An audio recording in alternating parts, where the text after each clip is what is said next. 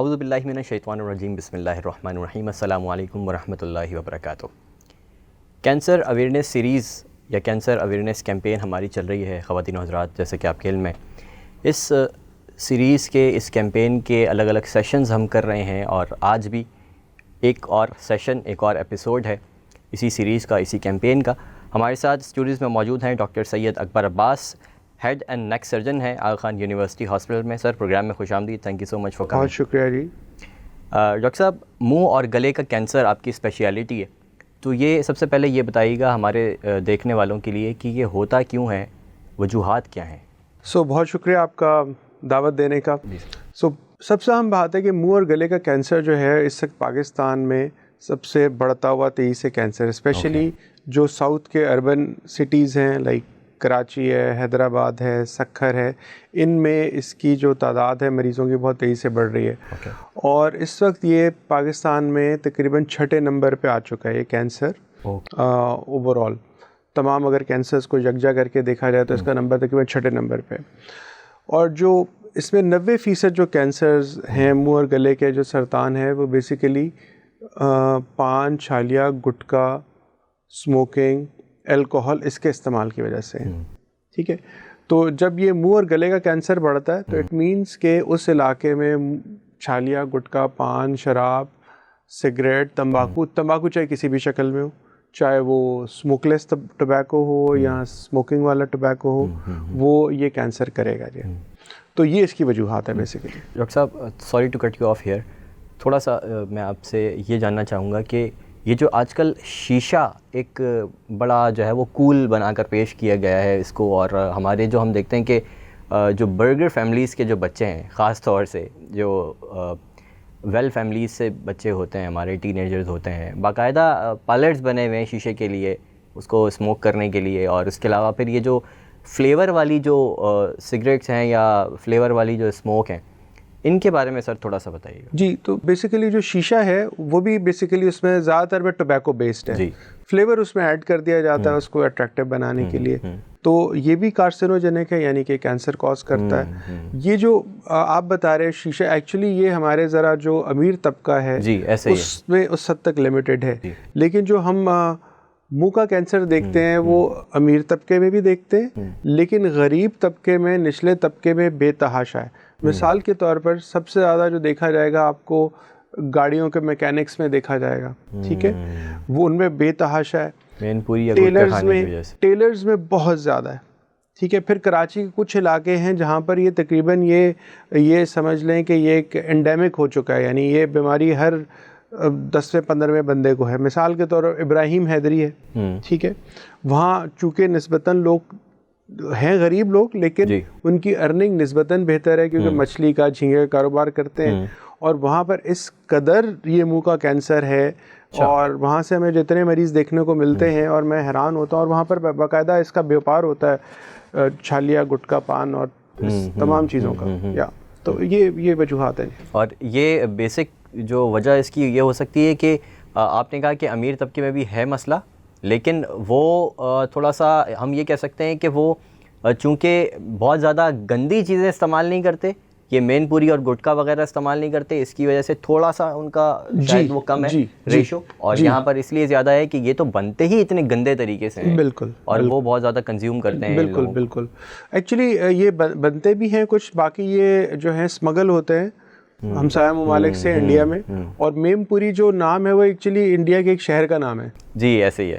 تو میم پوری ایکچولی وہ اس شہر کی وجہ، چھوٹا سا شہر ہے لیکن اس کی وجہ شہرت شاید یہ نہیں ہے، کچھ اور ہے، لیکن وہ وہاں پر یہ گٹکا بہت بنتا ہے، ٹھیک ہے، اور وہ وہاں پاکستان میں اسمگل ہو کے آتا ہے، اور پھر یہ تمام اداروں کی زیر پرستی جو ہے نا وہ ڈسٹریبیوشن ہوتی ہے، اور یہ کروڑوں کا نہیں، اربوں کا دھندا ہے، اربوں روپے کا دھندا ہے ایکچولی، اسی لیے یہ باقاعدہ ایک ترتیب کے تحت پھیلایا جا رہا ہے۔ اور اس وقت لوور سندھ میں جو لوور سندھ کے ڈسٹرکٹس ہیں، کراچی ہو گیا، بدین ہو گیا، سجاول ہو گیا, اس طرف یہ بہت زیادہ ہے, بہت زیادہ ہے. اور یہ اب ہم تھوڑا سا ہم دیکھتے ہیں کہ جو پیشنٹس آتے ہیں کہ نارتھ کی طرف سندھ میں, ناردرن ایریا میں بھی پھیل رہا ہے, ناردرن سندھ میں بھی. تو یہی بیسکلی یہ وہ پھر ایک اور بار ہم یہی بات کر سکتے ہیں کہ اوپر سے لے کر نیچے تک سب مال بنانے کا کالا دھندا کھولا ہوا ہے سب نے, اور ان کو اس بات سے کوئی لینا دینا نہیں ہے کہ لوگ اس کی وجہ سے کتنے زیادہ مر رہے ہیں.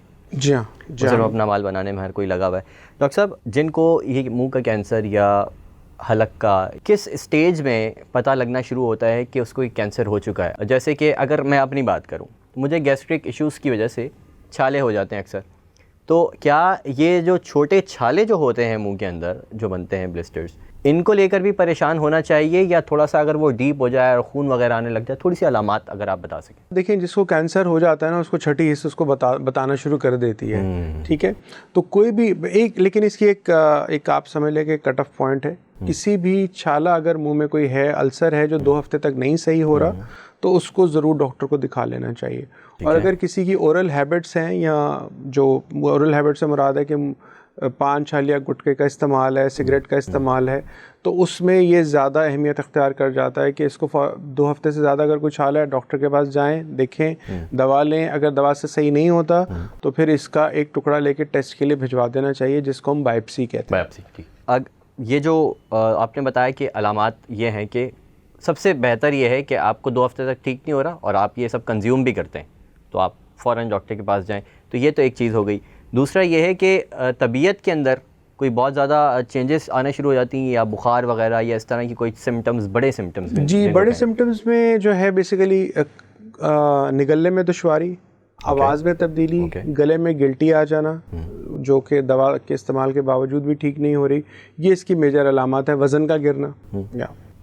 اور پاکستان کے اندر کیا یہ آپ لوگ اس فیلڈ کے اندر ہیں, اور پیشنٹ کی باقاعدہ آپ لوگ سمریز دیکھتے رہتے ہیں اور ان کو چیک کرتے ہیں, تو کیا یہ جینیٹیکل بھی ہو سکتا ہے یا پھر؟ جینیٹک منہ اور گلے کا کینسر بالکل ہے, لیکن اس کی تعداد 10% سے بھی کم ہے. تو جو 90% ہم مریض دیکھ رہے ہوتے ہیں وہ تمام وہ لوگ ہیں جو کہ منہ کی عادات میں مبتلا ہوتے ہیں. تو اس کا ایک اور رخ بھی ہے کہ یعنی کہ یہ وہ کینسر ہے جو تیزی سے بڑھ رہا ہے, اور یہ وہ کینسر بھی ہے جس کو بہت آسانی سے کنٹرول بھی کیا جا سکتا ہے کہ اگر ان عادات سے بچا جائے. تو جن ممالک میں گٹکا, چھالیا یا نہیں ہے, پان نہیں ہے, تو وہاں منہ کا کینسر بہت نایاب ہے, نہ ہونے کے برابر, ریئر کہیں گے, ریئر ہے. جی ہاں. تو اس لیے یہ وہ کینسر ہے جو روزانہ ہم جا کے خود خریدتے ہیں, پان کی دکان سے, گٹکے کی دکان سے, کہ آج یار یہ 15-20 روپے کا یہ دے دا آج. تو یہ ہم روز خود جا کے کینسر خرید رہے ہوتے ہیں, اور یہ بالکل ہی ایک پریونٹیبل کینسر ہے. اس سے بچاؤ بالکل ممکن ہے کہ اگر ان عادات سے بچا جائے تو کینسر نہیں ہوتا.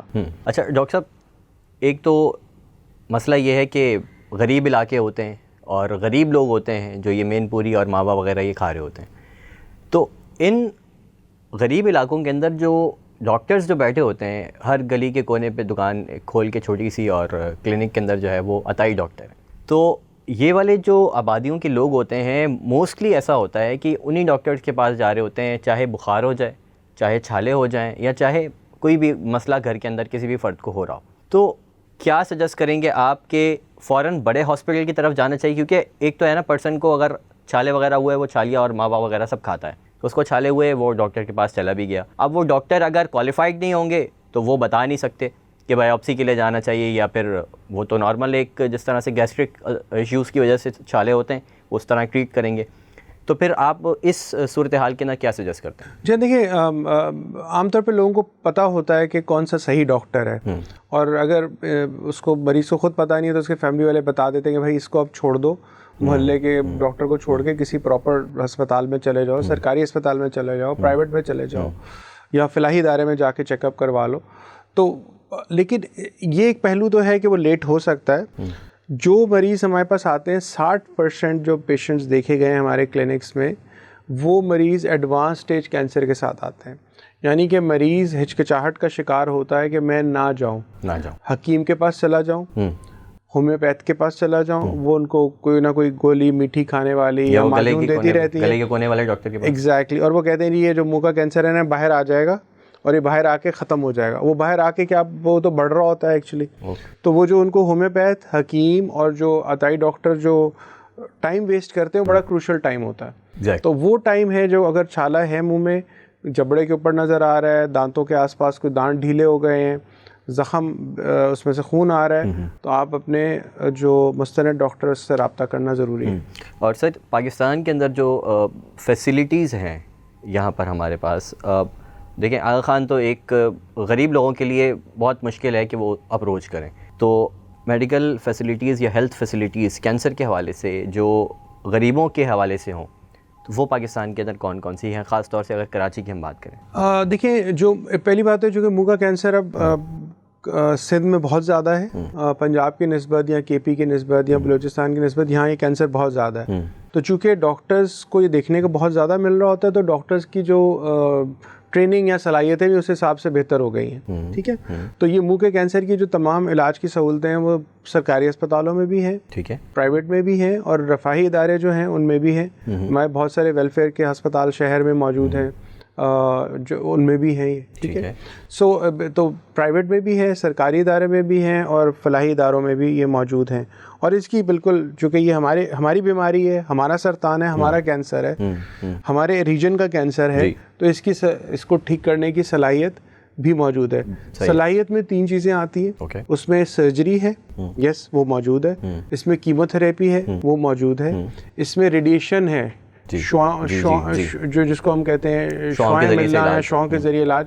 تو اکثر اوقات یہ ان میں سے 2 یا 3 چیزیں, دونوں میں سے 3 چیزوں میں سے 2 یا تینوں چیزیں استعمال ہو رہی ہوتی ہیں کینسر کے مریض کے علاج میں, اور وہ یہاں پر موجود ہیں. جو تینوں سیکٹرز میں نے بتائے, پرائیویٹ, ویلفیئر اور گورنمنٹ سیکٹر. اور ڈاکٹر صاحب تمام تر تقریباً سوالوں کے جواب جو ہے وہ آ چکے ہیں. جو ایک ویور, جو ایک دیکھنے والا سمجھنا چاہتا ہے کینسر کے حوالے سے, اویئرنیس بیسکلی پہنچانا لوگوں تک اور اویئرنیس پھیلانا جو ہے مقصد ہے ہماری اس کیمپین کا, تو آخر میں آپ کوئی میسج اس حوالے سے ہمارے ویورز کو دینا چاہیں؟ جی دیکھیں, ایک تو سب سے بڑا میسج ہے کہ منہ میں اگر کوئی چھالا ہے 2-3 ہفتے سے زیادہ ہے, آپ اسے جا کے ضرور ڈاکٹر کو دکھا لیں, اور اگر اس نے کہا ہے کہ بائپسی کر لیں, یعنی کہ اس کا ٹکڑا ٹیسٹ کے لیے بھیج دیں, تو کرا لیں. سب سے زیادہ ہیزیٹنسی یا ہچکچاہٹ ہمیں ملتی ہے مریضوں میں, کلینک میں آ جاتے ہیں, یہ کہتے ہیں ہم نے بائپسی نہیں کرانی. بائپسی سے منہ کا کینسر پھیل جائے گا یا دانہ پھیل جائے گا یا ایسا کچھ نہیں ہوتا. کینسر ہی نام ہی بڑھنے کا ہے. اگر اس کو وقت پہ ہم تشخیص نہیں کریں گے تو وہ تو ویسے ہی بڑھ رہا ہے. ہاں اگر بائپسی کر لیں گے تشخیص ہو جائے گی اور اس کا ہم وقت پہ علاج کر سکتے ہیں. تو جو سب سے بڑا میسج ہے کہ اگر منہ میں ایسی کوئی چیز ہے تو بائپسی میں تاخیر نہ کریں.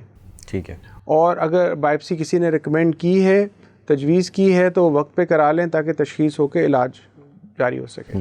Thank you so much doctor صاحب, it was thought provoking session.